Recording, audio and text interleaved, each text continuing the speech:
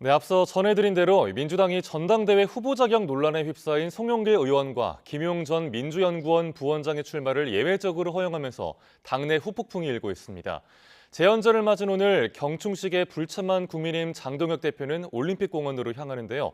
더 자세한 전국 상황, 김만흠 전 국회 입법조사처장, 장성호 국민의힘 미디어 대변인과 함께 짚어보겠습니다. 어서 오십시오. 네, 안녕하세요. 예. 다가오는 8월 민주당 전당대회 출마는 송영길 의원과 김용 전 민주연구원 부원장의 피선거권 자격 논란이 어제 갑자기 불거졌다가 오늘 오전 최고위 그리고 조금 전에 당무위에서 출마를 예외적으로 허용하기로 의결하면서 일단락이 됐습니다. 먼저 어떻게 보셨습니까? 네, 조금 전 리포트에 나왔다시피 일반적인 권리당원의 조건을 규정한 것을 같이 적용하는 거죠. 권리당원의 자격을 갖춘 사람이 대표에 나설 수 있기 때문에요. 그동안에 보면 당 대표급 지도자들 중에 상당수는 이런 요건을 충족하지 못한 가운데 외부에서 오는 경우가 많았죠. 네. 그래서 이런 사항들은 당무위 의결을 거쳐서 최종 이제 최고위 인준을 받는 절차를 거치는 그 과정인데 아마 허용이 된 것 같습니다. 문제는 이게 초반부에 점검이 되지 않고 등록하는 시점에 쟁점이 있다는 점에서 아마 문제를 일으킨 것 같습니다. 네. 아마 일반인들 중에서는 이 자체 기간 이것보다는 김용 이제 최고위원 후보의 경우는 아직 법률적으로 걸려 있는 이제 2심에서 5년 받은 상태 대법원에 걸려 있는데 이런 사람도 해도 되는 것인가 하는 그 논란 정도는 있었습니다. 네. 심지어는 이재명 대통령이 2심에서 5년 받았던 걸 두고도 뭔가 왜 이것이 유죄의 증거가 되느냐 문제를 제기해 가지고 힘을 실어주는 거 아니냐 이런 논란이 나올 정도였는데요. 그래서 이번에 기간의 문제는 그동안에도 내부에 점검해가지고 배려할 만큼 조항에 있는 거니까요. 네. 회의 심의해가지고 통과됐기 때문에 큰 쟁점은 아니었다. 다만 초반에 이것이 점검되지 못하고 등록 시점에 나왔다는 점에서 이런저런 논란을 더 키운 것 같습니다. 예. 일단 표면적으로는 송영길 의원은 그 복당 시점 그리고 김용 전 민주연구원 부원장의 경우에는 당비 미납 이 쟁점이었는데 이번 민주당의 결정을 두고 당내에서도 반발이 큰 상황인데요. 관련 발언 듣고 이야기 이어가겠습니다. 사안마다 이렇게 별도의 규정을 예외 적용으로 한다라고 하면 당의 가치가 뭐가 되겠습니까? 당의 기준이 뭐가 되겠습니까? 청년들은 후보 등록도 못하게 만드는 것이 당원 주권입니까? 자기들 이익에 맞게, 상황에 맞게 룰을 맘대로 바꾸는 게 이게 공정입니까? 예, 들으신 대로 친청계를 중심으로 예외를 준 건 과도한 혜택이다라는 반발이 나왔고요. 또 김보미 전 강진군 의회 의장도 당대표 선거 후보로 이제 나선다고 했는데 청년들한테 좀 불공정한 거 아니냐 이런 입장을 냈습니다. 민주당 파열은 좀 강하게 나오는 것 같아요. 저는 상당히 심각한 문제라고 생각이 듭니다. 물론 이것에 대해서 당연동에 대해서 특별한 예외 사항을 둘 수 있다. 검찰이 기소한 것 자체가 잘못됐다고 보는 것 아니겠습니까? 그러면 집권 여당인 공당인 집권 여당에서 고무줄 법 운영하는 것은 국민의힘 입장에서 보면 상당히 참담하다고 생각이 들고 과거 같으면 기소만 받아도 공천을 할 수가 없고 출마할 수가 없습니다. 피선거권을 박탈하는 거지 민주성이 강한 민주당의 전통이었는데 어느 때부턴가 기소 그런 것보다도 무슨 범죄 경력이 있어도 뭐 다 공천을 하고 있지 않습니까? 예. 대한민국의 오늘 재헌절인데 대한민국의 헌법적인 가치 질서가 상당히 집권 여당에서부터 흔들리면 이 나라가 어디로 갈 것인가 생각이 들고 문재인 대통령이 2017년 5월 10일 날 취임서에 그런 말이 있지 않습니까? 기회는 평등, 과정은 공정, 결과는 정의롭다. 특권과 반칙 없는 세상을 민주당은 만들겠다. 그런 건 어떤 고전적인 그런 말도 있었는데 지금 이런 것들을 보면은 여러 가지 당연당규에 일단은 따라야 되지 않겠습니까? 그렇기 때문에 당연당규를 따르지 않은 그런 어떤 훼손한 그런 것도 있고 또 원칙보다 정치적 고려가 앞서 있고 또 당내 민주주의가 약화되고 또 국민의 눈높이 문제 이런 것을 보면은 다양한 분야에서 집권 여당으로서는 상당히 어떻게 보면은 튼튼한 법적인 테두리를 벗어나는 듯한 그런 것들을 계속 보여주고 있기 때문에 오늘 재헌절을 맞이해서 상당히 부적절한 그런 인사라고 봅니다. 예. 참고로 당헌 당규의 위반은 아니고 당헌 당규에 따라서 예열을 허용할 것인가 당무위라든가 최고위 결정했던 부분이고요. 네. 저 김보미 후보의 경우에 이번에 저는 당 대표 최고위원 나온 사람 중에서 가장 주목해 볼 만한 역할을 하고 있다고 봅니다. 물론 대표 당선 가능성은 상식적으로 봤을 때 그렇게 희박하긴 합니다만은 역할로 봤을 때 상당히 가장 주목해 볼 만하다고 보고요. 대신 청년 관련 얘기가 나왔는데요. 아마 두 가지 불만을 얘기한 것 같습니다. 하나는 청년 최고위원제를 받아들이지 않았다는 것을 지적하는 것 같고요. 네. 또 하나 언급은 안 됐는데 이번에 1차 경선 컷오프 예비 경선 과정에서 이제 기탁금이 들어가는데 과거에 500만 원 했다가 이번에 2천만 원으로 4배 올렸다는 겁니다. 그러면은 젊은 세대의 경우에 그 상당한 부담인데 큰 돈이죠. 네. 네. 이런 것부터 먼저 배려해야 되지 않느냐 해서 일부에서는 다시 한번 재고해 보자 이런 얘기가 나오고 있고요. 청년 최고위원 관련해서 젊은 세대 문제는 분명히 있는데 이번에 민주당에 지금까지 확정된 12명 정도의 최고위원 후보를 보니까요. 12명 중에서 4명이 현역이 아닌 원외입니다. 예. 8명이 원내인데 8명 중에서 초선이 5명이나 됩니다. 초선이 5명 되니까요. 예전 같으면은 당 지도부 나가면 되게 다선들 아니었습니까? 그렇다 보니까 청년들을 따로 배려하는 그런 거였는데 현재는 오히려 다수가 지금 초선들이 돼버리고 있는 그런 상황에서 이걸 어떻게 봐야 될지 이것을 새로운 활력으로 봐야 될지 아니면은 뭔가 아직도 질서가 안 잡히고 있는 왔다 갔다 하는 민주당의 상황을 반영해야 될지 모르겠는데 어쨌든 현재 지금 그 최고위원 도전하는 데 보면 초재선이 거의 전부를 차지하고 있는 상황입니다. 예. 그 민주당이 과거에는 젊은 층을 상대로 해서 상당히 각광받는 그런 정당이었는데 이제는 2030이 국민의힘을 따르고 있지 않습니까? 이번 지방선거에도 우리 국민의힘은 청년 공천 의무화를 당원 단계에 넣습니다. 실질적으로. 그리고 청년 최고위원이 지금 있지 않습니까? 그런 면에서 민주당이 어떻게 보면은 보수화되고 있는 그런 측면이 상당히 강하고 그렇기 때문에 국민의힘과 민주당이 서로 상생할 수 있는 그렇게 보면은 민주당도 뭐 지금은 이제 최고위에서 그거에 대해서는 이제 부결이 됐지만 그래도 대한민국의 미래를 위해서 청년을 우선시하는 그런 민주당이 됐으면 좋겠습니다. 예. 그 2030이 민주당을 따르지 않는다는 지적은 다 한 것 같은데 상대적으로 국민의힘을 따르는지는 잘 모르겠습니다. 그건 확인해봐야 될 사안 같고요. 예. 예, 알겠습니다.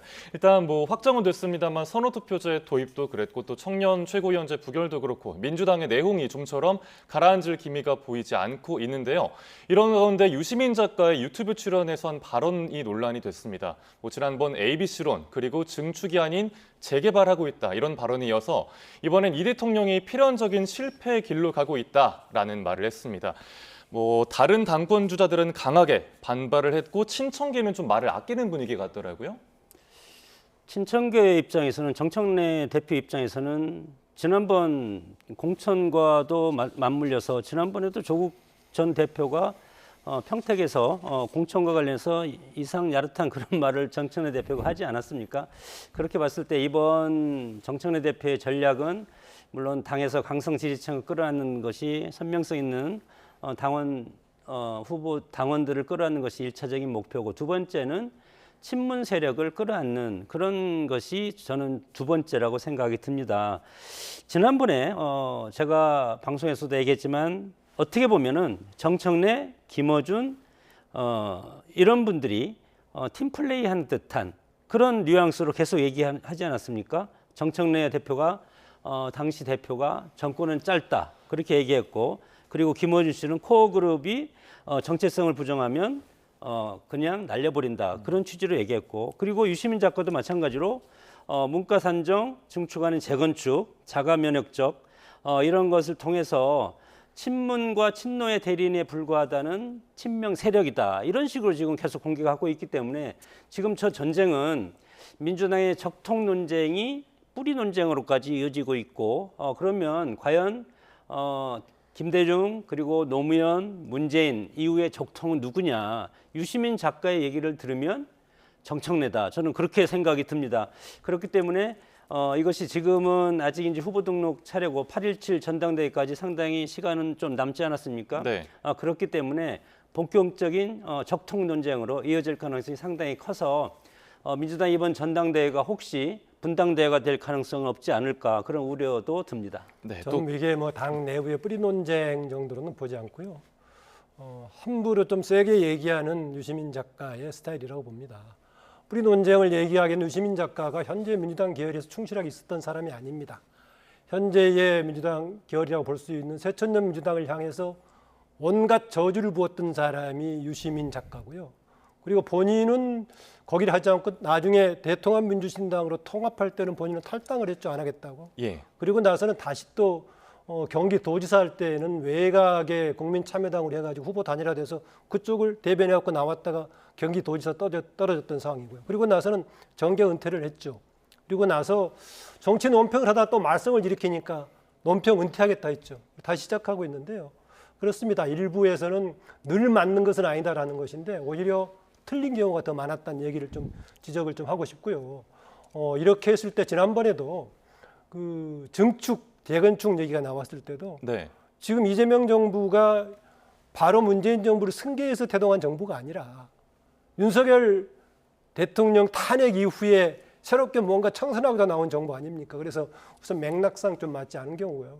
항상 설전을 그런 식으로 벌입니다. 이번에 또 이재명 대통령의 방식을 두고 마키아벨리를 빌려가지고 뭐 최고 권력자는 좋은 일만 하고 별로 좋지 않은 것은 밑에 사람이 시키는 거다라는 얘기인데 만약에 반대로요. 오히려 또 필요에 따라서는 대통령이 그런 나쁜 일도 나서야 되는데 왜 웅크리고 있느냐라고 비판할 사람입니다.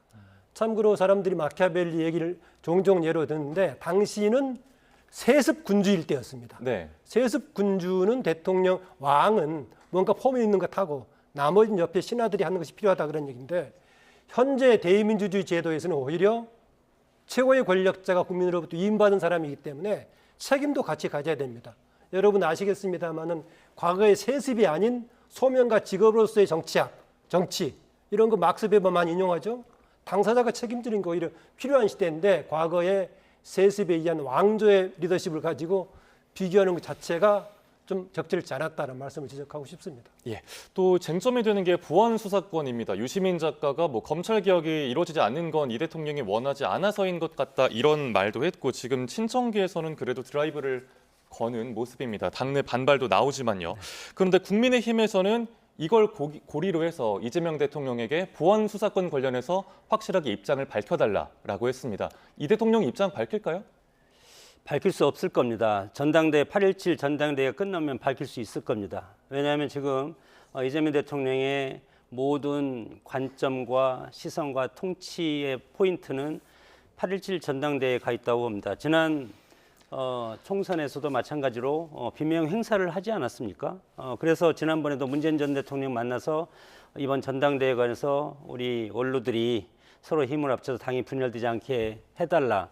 그렇게 하는 것도 지난번 총선 전에 만났던 그런 것들을 그것이 이번 8.17 지방 전당대회에서 만약에 김민석 후보라든가 송영길 후보가 되지 않고 정청래 후보가 된다면 적통 그리고 다음 총선의 공천권을 정청래 당 대표가 새로운 대표가 된다면 쥐지 않겠습니까?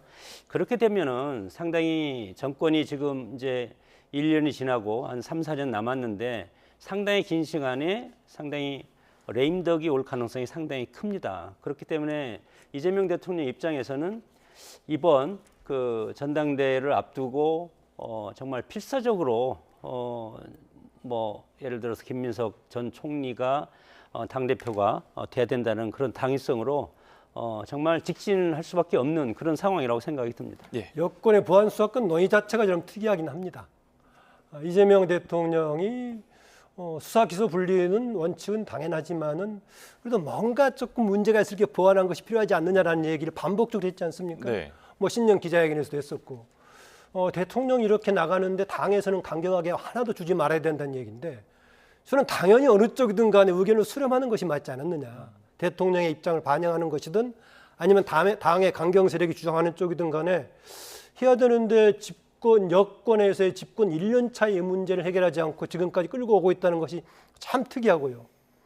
또 하나 정성호 법무부 장관이 여당과의 당정 협의를 통해서 이 문제를 해결하는 것이 아니라 정점식 야당 원내대표를 찾아가서 만났을 때 국회 논의 과정에서 여러 가지 좀 우려가 있다는 점을 잘 전달해 달라고 부탁하는 조금 기묘한 협치가 일어나고 있는 상황이어서 왜 이런 식으로 운영을 하고 있는 것인가 참 특이하긴 합니다. 예. 그런데 뭐 뒤에서 논의가 될지 모르겠습니다만은 전문가들의 의견, 민변을 포함한 전문가들의 의견이라든가 일반 국민들의 의견이 뻔하게 적어도 기본적으로 어느 정도의 보안 수사권이 있어야 된다는 입장이기 때문에 이것에 반하는 방향으로 밀어붙이는 것이 관철되기는 쉽지 않을 거다 저는 그렇게 봅니다. 만약에 정말 이것을 민주당에서 강행 처리한다면 전당대회를 앞두고 선명성 경쟁의 제물로 삼아서 민생을 불사르는 그런 결과를 가져올 것이고 이번 장윤기 사건처럼 국민의 안전을 지키는 최후 보루가 무너진다면 그러면 낙동강 전투에서 한국군이 패배한 것과 똑같은 현상이 일어나기 때문에 정권의 리스크가 가장 크게 일어날 가능성이 크다고 봅니다. 예, 일단 보안 수사권 이야기는 여기까지 해보고요. 이제 오늘 재헌절을 맞아서 기념식이 있었던 이야기로 넘어가 보겠습니다. 네, 조정치 국회의장이 선거가 내년에 전국 선거가 내년에 없으니까 10차 개헌을 매듭짓자면서 이제 나온 내용이 뭐 헌법 전문의 5.18 정신 수록하자 그리고 계엄권 선포 제한 등이었거든요. 어떻게 보셨어요? 글쎄 현재 이 주제 이걸 소재로 해서 지금 개헌하는 것에 대해서는 현재 국민의힘 쪽은 협력하지 않을 것 같습니다. 그 태도가 나왔는데요. 대체로 그동안의 개헌에 초점을 맞췄을 때는 정부 권력구조 등에 초점을 맞췄었는데 이 부분에 대해서는 지금 국민의힘이 꺼려하기 때문에 좀 간설되기는 쉽지 않아 보입니다. 조정식 국회의장의 이번 발언을 두고 특별한 것처럼 얘기를 하는데요. 역대 국회의장들이 매번 자신의 국회의장의 임기 중에 가장 중요한 미션을 꼽으라면 개헌을 얘기했습니다. 그렇기 때문에 그 부분 상황인데 내용을 두고 좀 따져볼 부분이기 때문에 그렇고요. 또 하나는 이런 개헌 관련해서는 좀 재헌절의 중요한 의미가 현재 국회를 비롯한 대통령을 비롯한 여러 가지 권력자들이 헌법 정신을 얼마나 살리고 있는가에 대한 오늘 상당히 중요한 논의를 했어야 된다. 그 점이지 현재 이번은 개헌 자체보다는 얼마나 권력자 스스로가 헌법을 잘 지키고 있고 현재 우리 사회가 헌법 정신에 얼마나 맞게 돌아가고 있는 것인가 이런 점도 같이 주목을 했으면 하면 싶습니다. 네. 그런데 지금 뭐 개헌도 물론 중요합니다만 원구성이 아직까지 안 되고 있거든요. 민주당에서는 당장 다음 주부터 본회 열고 계속해서 뭐 쟁점 법안들 처리하겠다는 입장입니다. 그렇다면 저희가 앞서 지켜봤었던 뭐 필리버스터, 강제 종료, 의결 뭐 이런 패턴 다시 반복될까요? 국민의힘 입장에서는 할 수밖에 없지 않습니까? 소수 야당이기 때문에 할 수 있는 것은 필리버스터로서 국민들한테 민주당의 저 무도한 입법과 일방적 폭주, 정쟁의 장으로 전락시키는 국회 문화 이런 것들을 국민들한테 고발하는 수밖에 없지 않겠습니까? 고발을 해서 민주당의 대통령 지지율을 떨어뜨리는 수밖에 없다고 생각이 듭니다. 대통령 지지율이 떨어진다면 국민의힘 집권 여당이 잘못하면 대통령 지지율이 반사적으로 떨어지기 때문에 그 역할을 기대할 수밖에 없는 것이고 이런 것들이 토론과 합의 정신이 지금 국회에서 있습니까? 그러면서 지금 국회의장은 국민의힘에게 아쉬우니까 개헌에 협조해달라. 그러면 국회에서도 입법 과정에서도 국민의힘을 들어준 것이 쟁점 법안 들어준 것이 있습니까? 일방적으로 독주하지 않았습니까? 그러면서 대화의 타협을 요구하고 그리고 또 법사위를 하는 목적이 뭡니까? 공소 취소 그 입법과 관련해서 그런 것들을 하기 위해서 법사위를 지금 가져가겠다는 것 아니겠습니까? 국민의힘이 정말 역사와 관행에 따라서 법사위원장을 야당한테 주는 군은 관행을 민주당은 빨리 넘겨야 됩니다. 그렇지 않으면 이런 입법적인 독주와 입법 폭주를 누가 심판을 받겠습니까? 대통령이 심판받는다고 생각이 들어서 이제라도 물론 민주당이 본인들이 만약에 국민의힘한테 5개를 준다고 하더라도 모든 입법은 민주당 마음대로 갈 겁니다. 그렇기 때문에 굳이 국민의힘이 상임위원장, 법사위원장이 아니다면 가져올 필요가 없다고 생각이 들어서 이제라도 국회의 어떤 대화 협력 그리고 협치의 정신을 살리는 그런 민주당의 대우 각성을 요구합니다. 예. 그 개헌 정도는 국민의힘이 3분의 2이기 때문에 힘을 발휘하지만은 과반 결정하는 문제는 지금 101명 정도밖에 안 되기 때문에 힘을 못 쓰지 않습니까? 이런 상황에서 역대 국회를 보면은 힘을 발휘했습니다. 뭐냐? 국민 지지를 받아야 됩니다. 그래서 저는 국민의힘이 뭔가 제 역할을 하고 싶으면은 국회는 소수일지라도 국민들로부터 지지를 받는 쪽으로 움직여야 되는데 그렇지 못하고 있단 말이죠. 그래서 이것은 필리버스터만 가지고 해결할 수 있는 것이 아니라 야당이 현재 의석은 한계가 있더라도 국민 지지를 받는 쪽으로 움직이는 게 필요하다. 그런 지적을 마지막으로 하고 싶습니다. 예, 알겠습니다. 참 여러모로 여야 강대강 대치가 이어지고 있는데 협치의 모습이 관측이 되기를 기대해 보겠습니다. 지금까지 김만흠 전 국회 입법조사처장, 장성호 국민의힘 미디어 대변인과 전국 상황 짚어봤습니다. 말씀 고맙습니다.